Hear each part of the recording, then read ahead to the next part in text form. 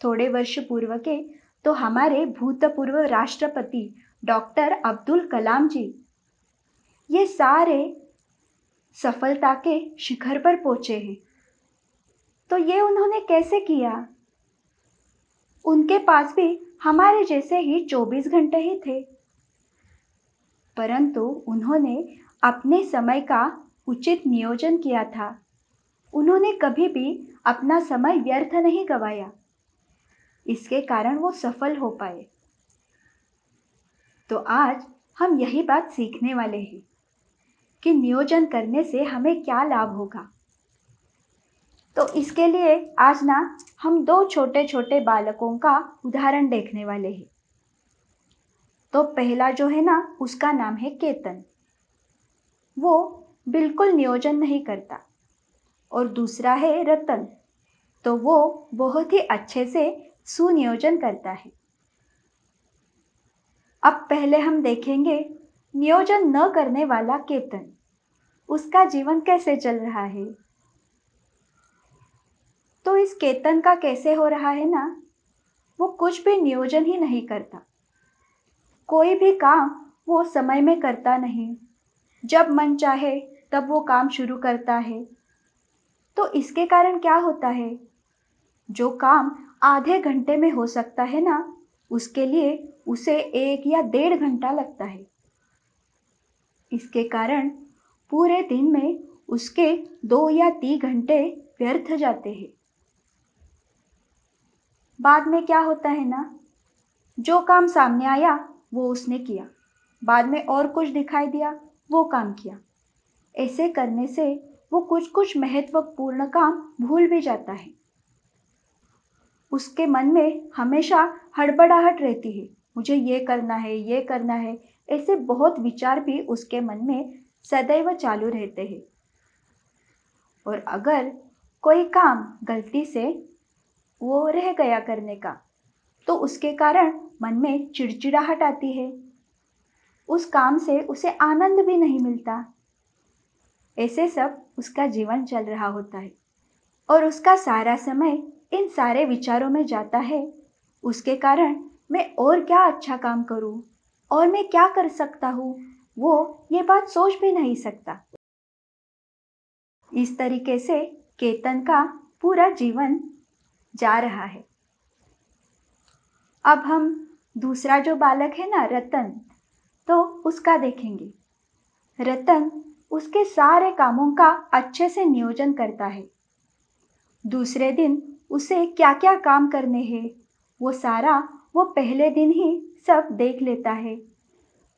मुझे काम कितने बजे शुरू करना है, कितने बजे ख़त्म करना है, ये भी वो सारा बहुत ही अच्छे से नियोजन करता है।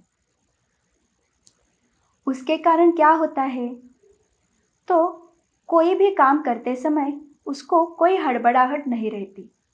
बिल्कुल शांति से उसका सारा दिन चलता रहता है। उसके सारे काम शांति से हो जाने के बाद उसको उन कामों से बहुत आनंद भी मिलता है। उसका पूरे दिन का सारा समय का अच्छा उपयोग होता है। वो पढ़ाई भी नहीं भूलता, कोई काम भी नहीं भूलता और उसके सिवा वो खेलने के लिए भी पूरा समय निकाल सकता है। इसके कारण उसका जीवन बहुत ही शांततापूर्ण और आनंद से जा रहा था। तो ये हुआ रतन का जीवन। तो बच्चों, अभी हमने केतन और रतन दोनों के बारे में देखा। तो अब आप ही मुझे बताइए, आपको केतन जैसा बनना है या रतन जैसा बनना है? तो सभी बच्चों को रतन जैसा बनना ही अच्छा लगेगा ना? वो कितना शांत था, या फिर उसके सारे काम बहुत ही समय पर पूरे हो रहे थे। तो इसलिए हमें भी हमारे जो भी काम रहते हैं, तो उसका अच्छे से नियोजन करना चाहिए, उसकी योजना बनानी चाहिए और उसके कारण ही हमारा जीवन सफल हो सकता है। हमारे क्या काम रहते हैं? तो हम पढ़ाई करते हैं या फिर कुछ अलग पुस्तक पढ़ते हैं, हम खेलते हैं, घर के कामों में हम हाथ बटाते हैं। बाद में शाम के समय हम स्तोत्र वगैरह कहते हैं उसके लिए, और अन्य अपने कुछ छंद हो तो उसके लिए, ऐसे हम क्या क्या करते हैं वो हम निकालेंगे। और हमें किस काम के लिए कितना समय देना चाहिए, इसकी एक समय सारणी भी बनानी चाहिए। उसमें क्या क्या रहेगा, तो हम कौन सा काम कब आरंभ करेंगे और कब वो समाप्त करेंगे, और उसके लिए हमें कितना समय देना है, ये हम उस समय सारणी में लिखेंगे। उसके कारण हमें ध्यान में आएगा कि हम हमारा समय कहाँ व्यर्थ तो नहीं गवा रहे। तो ऐसे समय सारणी सब बच्चे बनाएंगे ना। ये समय सारणी हमें कैसे बनानी है, ये आप अभी ऑनलाइन स्क्रीन पे देख सकते हो। स्क्रीन पे जो सारणी दी है ना, उसमें 3 स्तंभ है, और उसके नीचे वो जो लिखा है ना, वो ध्यान से आप पढ़ना। हम क्या क्या काम करते हैं, पहला तो वैयक्तिक काम रहता है, बाद में कुछ घर के काम हम करते हैं, पढ़ाई करते हैं, और फिर स्तोत्र वगैरह करना, ये साधना हम करते हैं, और अन्य कुछ काम करते हैं। तो ये सारे आप अच्छे से देखकर उसके आगे उसका समय हमें लिखना है, और उस सारणी के अनुसार हमें आचरण भी करना है। सभी बच्चों ने समय सारणी ध्यान से देखी ना। तो अब आज ये संस्कार वर्ग होने के बाद सभी बच्चे दिन भर के अपने कामों का नियोजन करेंगे, समय सारणी भी बनाएंगे, और महत्वपूर्ण बात यह है कि उसके अनुसार हम आचरण भी करेंगे, कृति करेंगे। और ये जब हम करेंगे ना, तभी हमें पता चलेगा कि हम कौन से काम समय में पूरा कर पाते हैं और कौन से नहीं हो पा रहे हैं। तो ये सब देखकर हम उसमें क्या अड़चन आ रही है, ये देखेंगे, और उस तरीके से हमारी समय सारणी में, नियोजन में कुछ बदलाव चाहिए तो वो करेंगे, और उसके बाद फिर से नियोजन अनुसार ही कृति करेंगे। इसके कारण क्या होगा फिर, जैसे केतन का होता था पढ़ाई भूलना, फिर पाठशाला में कोई तो दंड देता था या कोई काम भूल रहे हैं, ऐसा बिल्कुल भी नहीं होगा। हम हमारे सारे काम, पढ़ाई हो, व्यायाम हो, खेलना हो, ये सारे काम समय पर कर सकते हैं, और ऐसे करने से ही हमारा जीवन आगे जाके सफल हो सकता है। सभी बच्चों को ध्यान में आए ना।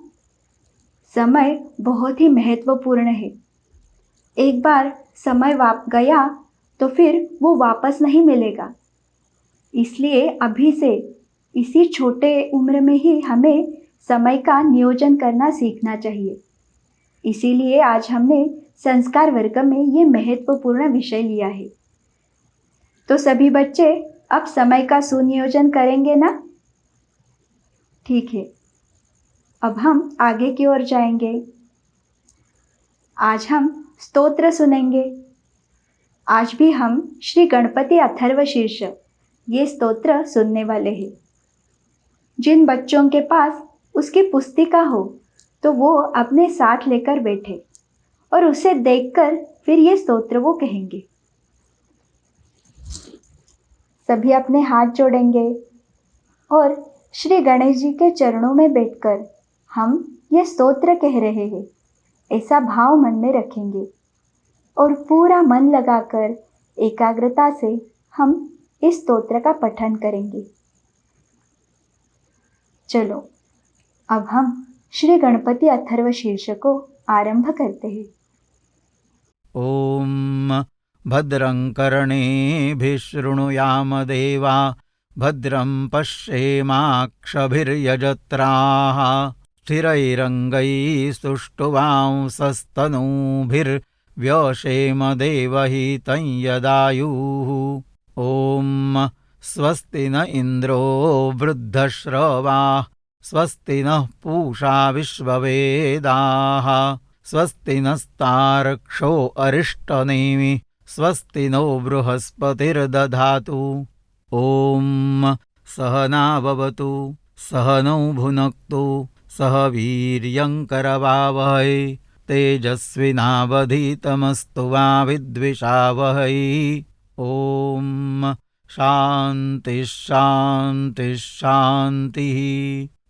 ॐ नमस्ते गणपतये त्वमेव प्रत्यक्षं तत्त्वमसि त्वमेव केवलं कर्तासि त्वमेव केवलं धर्तासि त्वमेव केवलं हर्तासि त्वमेव सर्वं खल्विदं ब्रह्मासि त्वं साक्षादात्मासि नित्यं ऋतं वचमि सत्यं वचमि अवत्वं माम् अववक्तारम् अवश्रोतारम् अवदातारम् अवधातारम् अवानूचानमवशिष्यम् अवपश्चात्तात् अवपुरस्तात् अवोत्तरात्तात् अवदक्षिणात्तात् अवचोर्ध्वात्तात् अवाधरात्तात् सर्वतो मां पाहि पाहि समन्तात्।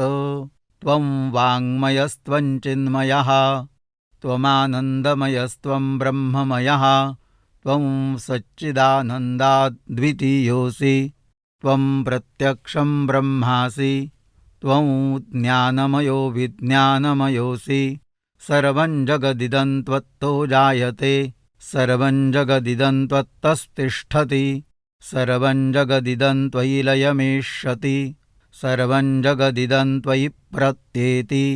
त्वं भूमिरापो नलो निलो नभः त्वं चत्वारि वाक्पदानि त्वं गुणत्रयातीतः त्वं देहत्रयातीतः त्वं कालत्रयातीतः त्वं मूलाधारस्थितोऽसि नित्यं त्वं शक्तित्रयात्मकः त्वां योगिनो ध्यायन्ति नित्यं त्वं ब्रह्मा त्वं विष्णुस्त्वं रुद्रस्त्वमिन्द्रस्त्वमग्निस्त्वं वायुस्त्वं सूर्यस्त्वं चन्द्रमास्त्वं ब्रह्मभूर्भुवस्वरों गणादिं पूर्वमुच्चार्य वर्णादिं तदनन्तरम् अनुस्वारः परतरः अर्धेन्दुलसितं तारेण रुद्धम् एतत्तव मनुस्वरूपं गकारः पूर्वरूपम् अकारो मध्यमरूपम्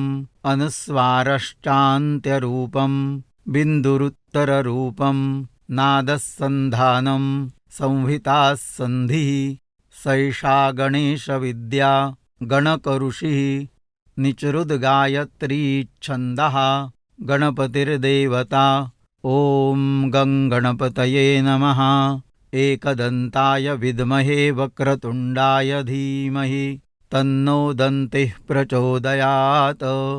एकदन्तं चतुर्हस्तं पाशमङ्कुशधारिणं रदं च वरदं हस्तैर्बिभ्राणं मूषकध्वजं रक्तं लम्बोदरं शूर्पकर्णकं रक्तवाससं रक्तगन्धानुलिप्ताङ्गं रक्तपुष्पैः सुपूजितं भक्तानुकम्पिनं देवं जगत्कारणमच्युतम् आविर्भूतं च सृष्ट्यादौ प्रकृतेः पुरुषात् परम् एवं ध्यायति यो नित्यं स योगी योगिनां वरः।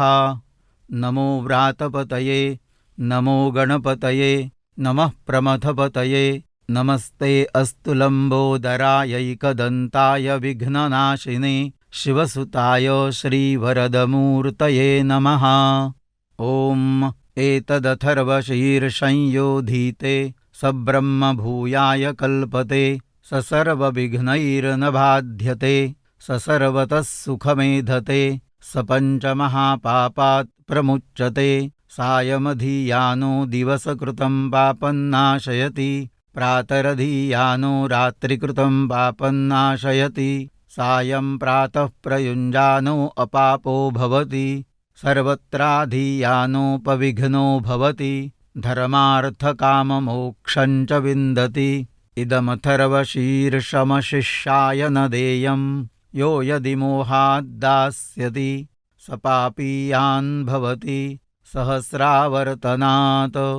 यय्यं काममधीते तन्तमनेन साधयेत अनेन गणपतिमभिषिञ्चति स वाग्मी भवति चतुर्थ्या मनश्नं जपति स विद्यावान् भवति इत्यथर्वणवाक्यं ब्रह्माद्यावरणं विद्यात् न बिभेति कदाचनेति यो दूर्वाङ्कुरैर्यजति स वै श्रवणोपमो भवति यो लाजैर्यजति स यशोवान् भवति स मेधावान् भवति यो मोदकसहस्रेण यजति स वाञ्छितफलमवाप्नोति यः साज्यसमिद्भिर्यजति स सर्वं लभते अष्टौ ब्राह्मणान् सम्यग्राहयित्वा सूर्यवर्चस्वी भवति सूर्यग्रहे महानद्यां प्रतिमासन्निधौ वा जप्त्वा सिद्धमन्त्रो भवति महाविघ्नात् प्रमुच्यते महादोषात् प्रमुच्यते महापापात् प्रमुच्यते स सर्वविद्भवति य एवं वेद इत्युपनिषत्। ॐ भद्रं कर्णेभिः शृणुयाम देवा भद्रं पश्येमाक्षभिर्यजत्राः स्थिरैरङ्गैस्तुष्टुवांसस्तनूभिर्व्यशेम देवहितं यदायुः। ॐ स्वस्ति न इन्द्रो वृद्धश्रवाः स्वस्ति नः पूषा विश्ववेदाः स्वस्ति नस्तार्क्ष्यो अरिष्टनेमिः स्वस्ति नो बृहस्पतिर्दधातु। ॐ सहना भवतु सहनौ भुनक्तु सह वीर्यङ्करवावहै तेजस्विनावधीतमस्तु मा विद्विषावहै। ॐ शांति शांति शांतिः। बाल मित्रों, ये स्तोत्र आप घर पर भी अवश्य कहना। इसके कारण अपने उच्चार भी स्पष्ट शुद्ध हो सकते हैं। उसका हमें बहुत लाभ होगा। आज के इस पूरे बाल संस्कार वर्ग में हमने क्या क्या देखा? तो आज हमने जो कहानी देखी वो थी गुरुदेव नानक जी की आज्ञाकारी शिष्य की। और उसके बाद हमने आज की आदर्श कृति देखी, वो थी समय का सुनियोजन करना चाहिए। तो सभी बच्चे आज जो भी बताया उसके अनुसार अवश्य आचरण करना। हमें आज जो भी ये ज्ञान मिला है ना, वो केवल भगवान की कृपा से ही मिला है। इसके लिए हम सारे मिलकर अब श्री भगवान के चरणों में कृतज्ञता व्यक्त करेंगे। सभी बच्चे हाथ जोड़कर आंखें बंद करके ये कृतज्ञता कहेंगे। हे भगवान, आप ही की कृपा से इस बाल संस्कार वर्ग में आज हमें बहुत कुछ सीखने को मिला। इसके लिए हम आपके चरणों में कृतज्ञ हैं। बाल मित्रों, कल एक नई कहानी और नई अच्छी आदर्श कृति सीखने के लिए आप सभी बच्चे आएंगे ना? उसके साथ कोई मित्र उसको बताना अगर रह गया होगा तो उसे भी इस वर्ग के बारे में अवश्य बताना। ऑनलाइन स्क्रीन पे जो तलपट्टी जा रही है वहाँ पे हमारा संपर्क क्रमांक भी है। आप हमें भी अवश्य संपर्क करना। उसके साथ ही हमारी जो वेबसाइट है www.balsanskar.com, इसे भी अवश्य भेज दें। चलो फिर आज के इस संस्कार वर्ग में हम यहाँ पर ही रुकेंगे। कल तक के लिए नमस्कार।